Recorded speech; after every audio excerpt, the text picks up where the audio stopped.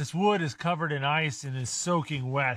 It's going to be really hard to light, so I'm splitting it in the hopes that it'll burn a little bit better. Just got to be real careful not drop it in the snow.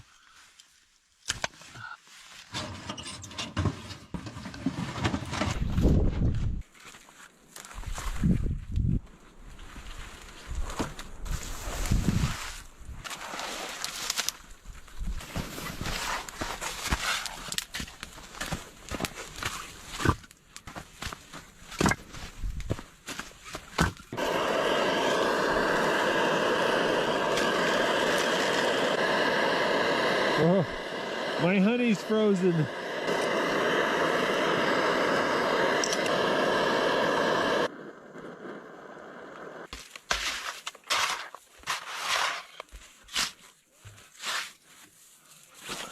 I can see what the ground situation is. The ground's a lot more uneven than I thought. We've got about a 1 foot difference between here and there.